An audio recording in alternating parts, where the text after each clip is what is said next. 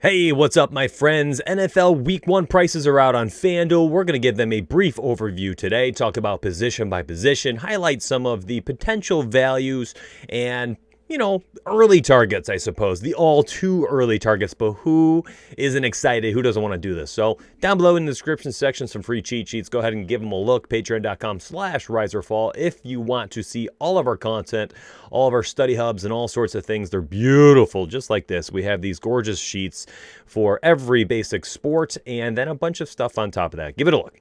All right, so first and foremost, of course, everyone's going to click on Lamar Jackson. They're going to plug him in, but boy, oh boy, are you paying a premium at 9.4K. But if we go back, we look at the game logs from last year, clearly not an issue. With that rushing ability, you always have such a high scoring floor and ceiling combination, especially if he can pound one in with his legs here. And if he's chucking the ball down the field, I mean, you're looking at a slate winning upside, and I think that he's going to be likely one of the most popular plays of week 1, simply due to the game log watchers and all the casuals coming back, seeing the game logs and just plugging them in.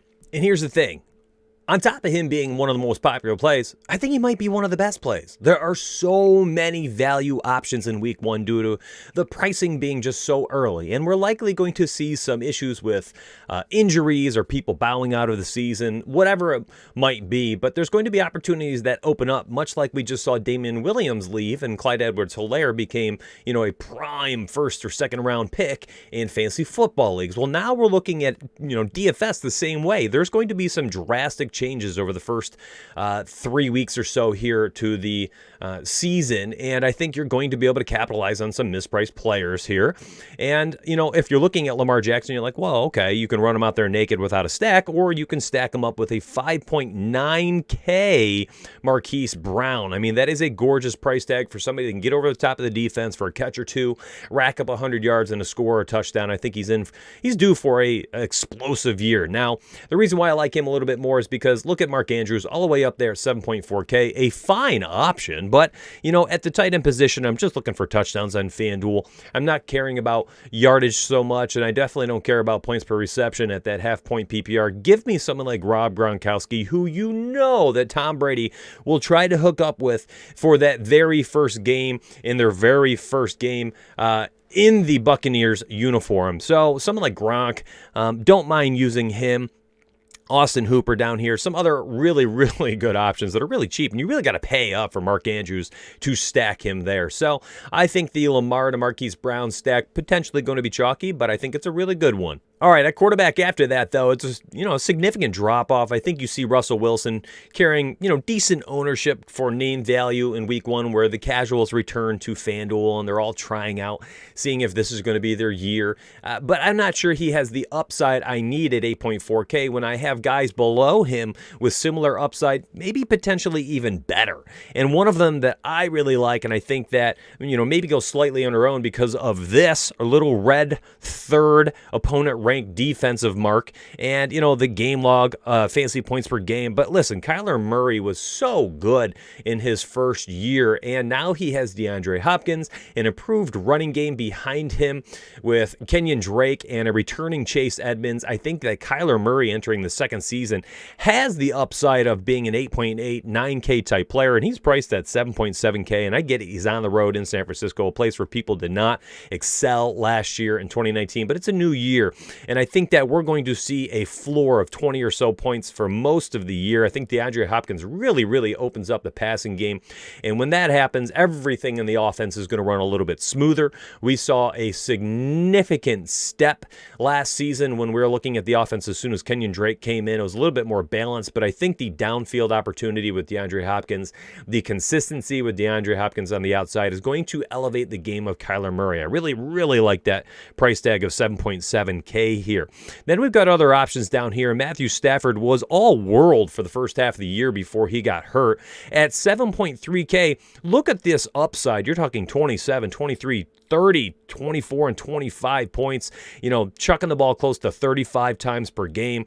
Always has multiple touchdown upside at home week 1 against Chicago. Don't mind the matchup at all. You could plug him in and then still have fine stacking options here with Detroit. You can go Kenny G here at 7.3K. If you wanted to, you could go down all the way down here to 6.2K, grab Marvin Jones. And the beautiful part of this stack to me is what you can do on the other side of it. You know, doing a simple quarterback with wide receiver stack is very popular. Everyone knows you have to have some sort of stack for the most part. And people are going to say, okay, if I'm using Matt Stafford, I'm plugging in Kenny G, and I'm not going to think twice, and that's it, right? That's going to be a large percentage of the field.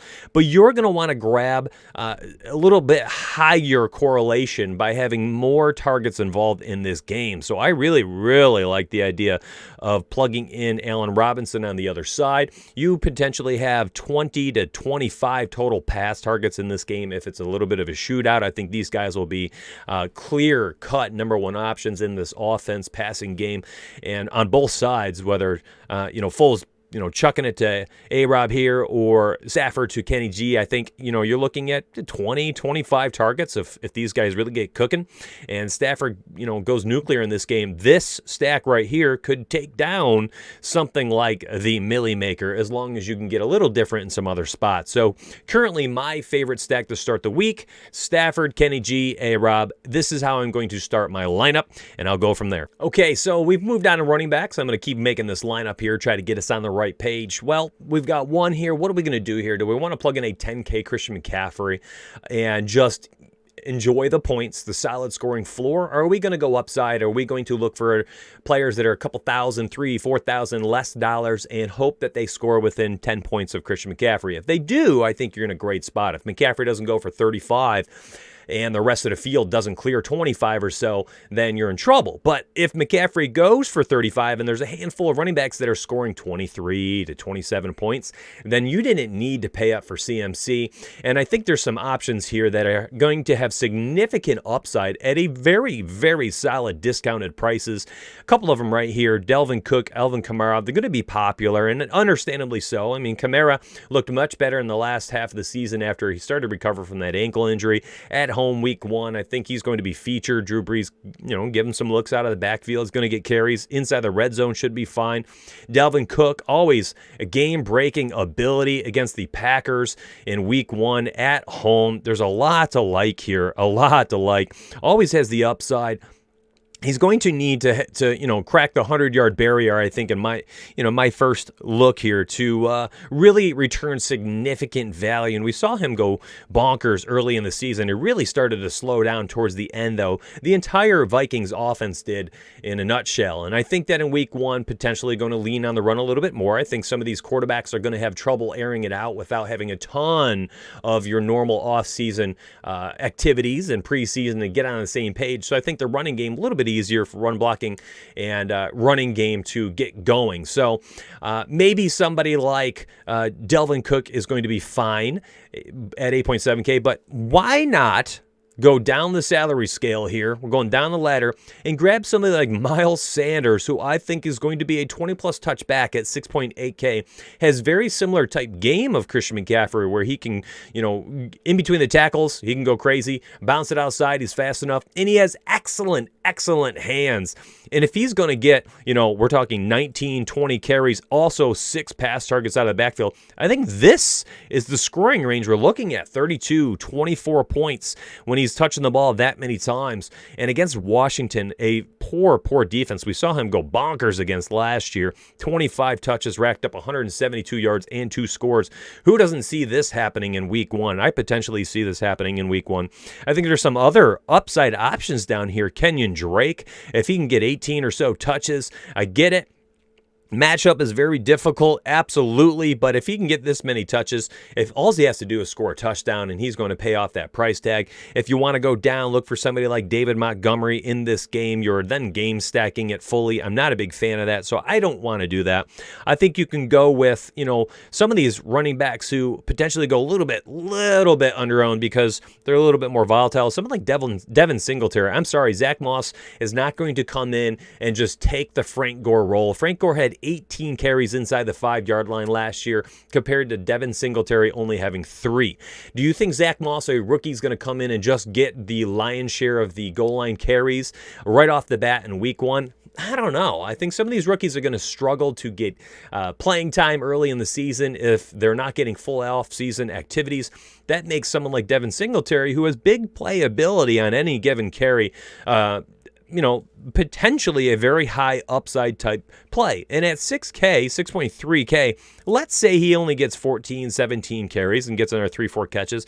If he can score a touchdown, I mean, we're looking at, double-digit floor. I think we're looking at like 12 points or so as a floor, but I think the upside's 20, 24 points if he can explode and Zack Moss doesn't come in and take over the Frank Gore role right out the gate. And I don't think that happens immediately. Long-term, potentially, sure. There's probably a good chance of that happening with his build and the build of Devin Singletary, but this offense is so explosive with Singletary in the backfield.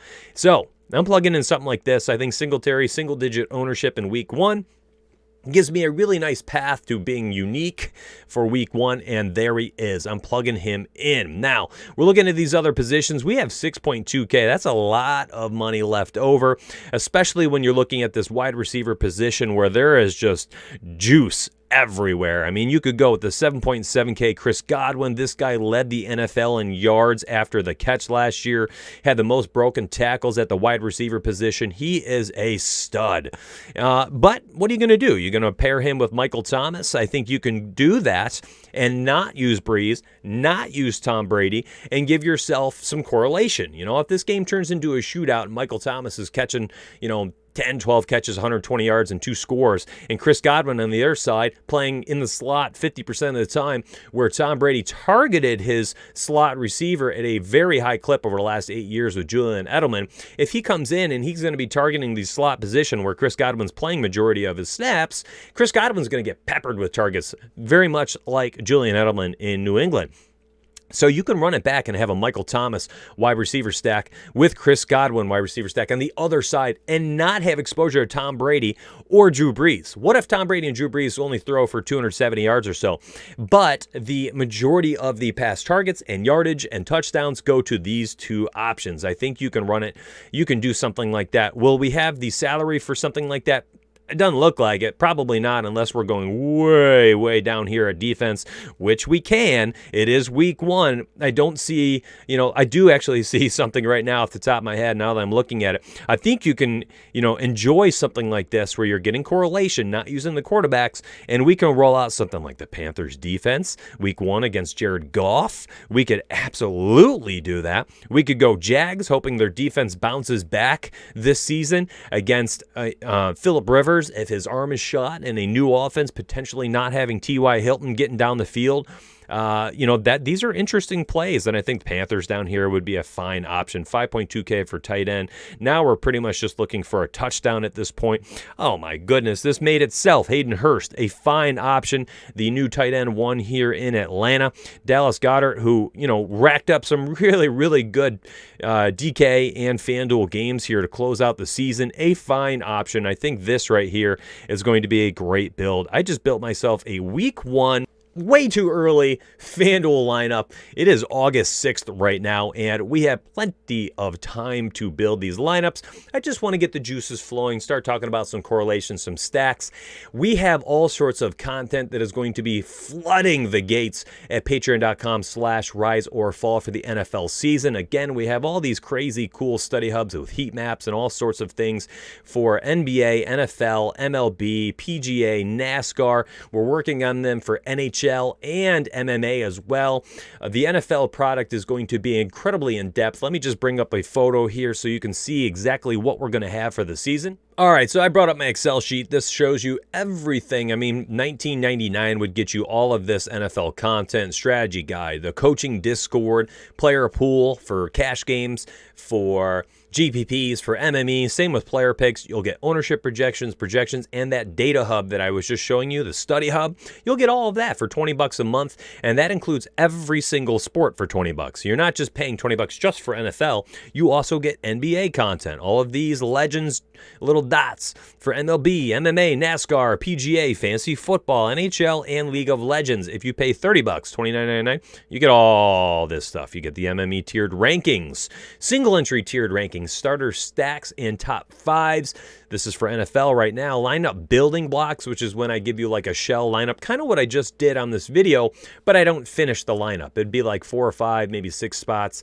It's my optimal up here in my brain saying this is the best way to approach a single entry, and then you would finish out the lineup using the rest of our tiered rankings, things like that. We'd have final notes in Discord, which are very popular, final strategy notes and plays and picks and updated stuff like that. You'll get my exposures, my personal exposures, my leverage exposures. Same with CG, shows his leveraging, the ownership of the field, and then exclusive bonus vids, pods, articles, notes, sheets, things like that. Extra stuff that we just drop into Discord whenever we have the time to do so. And you get that for every single sport, my friends, for that $29.99. Please give it a look. Patreon.com/rise or fall. I hope to see you on the inside. Together we rise or fall. Take care, everybody.